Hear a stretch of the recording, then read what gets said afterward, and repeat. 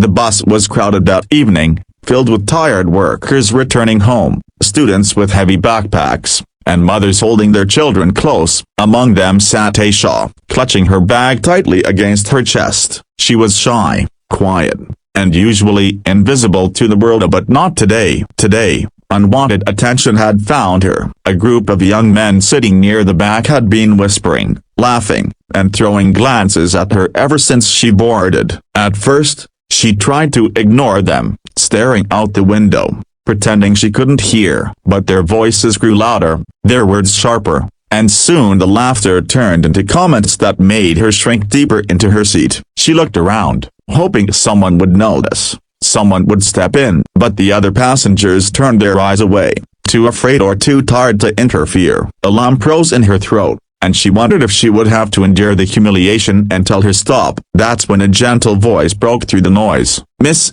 come sit here. You don't have to stay there." The voice belonged to a man sitting a few seats away. He wasn't young, but he wasn't old either. His eyes were calm, steady, and full of kindness. Beside him sat a little girl, no older than 6, her tiny hands holding onto a worn-out teddy bear. Aisha hesitated. She didn't want to cause a scene, but something about the man's steady gaze told her he meant no harm. Slowly, she stood up and walked over, ignoring the jeers behind her. She slid into the seat next to him, relief washing over her like a tide. "You're safe here," he said quietly, so only she could hear. "Don't worry." His daughter looked up at Aisha with wide eyes and whispered, "Daddy, is she our friend now?" The man smiled softly. "Yes, sweetheart, she's our friend." For the first time since boarding the bus, Aisha felt her heart ease. She glanced at him, wanting to say thank you, but words refused to come out. He didn't push. Instead,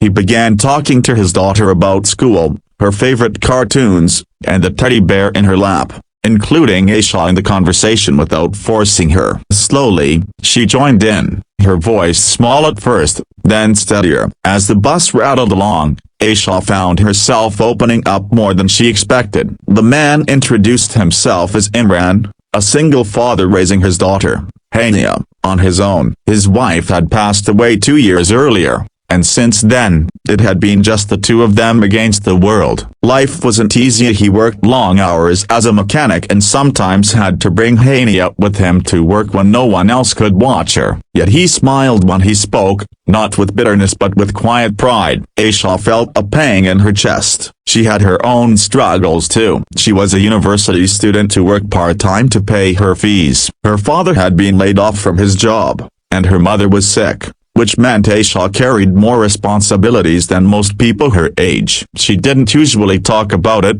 but with this kind man and his little girl, she felt she could. By the time her stop approached, Aisha realized something important. She had gotten on the bus feeling alone, but she was leaving knowing she wasn't. There were still people in this world who stood up for others, who chose kindness over silence. When she got up to leave, she turned to Imran. Her voice shook, but she managed to say, "Thank you, a broken bar for everything. I don't know what would have happened if you hadn't spoken up." Imran shook his head. "No one should ever feel unsafe just for taking the bus. Remember, you're never truly alone. Sometimes help comes when you least expect it." Hania waved her teddy bear and said, "Bye, friend." Aisha smiled through the sting of tears as she stepped off the bus. The city lights blurred in her vision, but her heart felt lighter. She walked home that night with a new strength, determined not to let fear silence her again. Days turned into weeks, but Aisha never forgot the kindness of that single dad and his daughter. She carried the memory with her like a shield whenever she felt small or powerless. And one evening,